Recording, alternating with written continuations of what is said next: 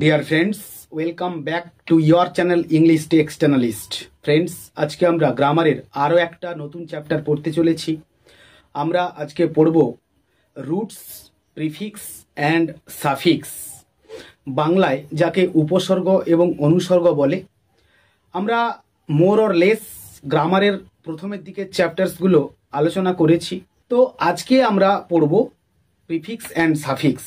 Let's take a look at first in details. তো প্রথমেই আমরা চলে আসব প্রিফিক্সের ডেফিনিশনে এবং তার এক্সাম্পলসে এবং তার স্ট্রাকচার বা গঠন নিয়ে। আমরা চলে আসব প্রিফিক্স কাকে বলে, উদাহরণ দাও।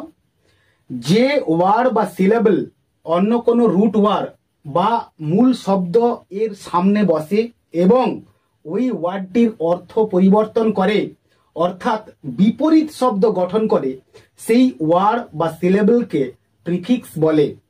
আমরা প্রিফিক্সের একটা গঠন তৈরি করেছি, একটুখানি দেখো, যে prefix plus root word is equal to opposite word. আমরা এক্সাম্পলে আসবো। দেখো, অটো প্লাস কার সমান অটো কার, যার মানে হচ্ছে মোটর গাড়ি বা মোটর যান। নেক্সট হচ্ছে co plus education is equal to co education, অর্থাৎ সহশিক্ষা। বাই প্লাস পথ ইজ ইকুয়াল টু বাইপাথ বা নিভৃত পথ।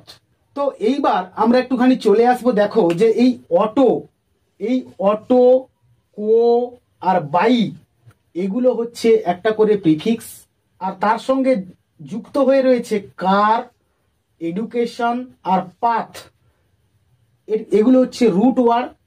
তো প্রিফিক্সের সঙ্গে রুট ওয়ার্ড যুক্ত হয়ে, বা বলা ভালো রুট ওয়ার্ডের আগে প্রিফিক্স বসে একটা অপোজিট ওয়ার্ড তৈরি করেছে।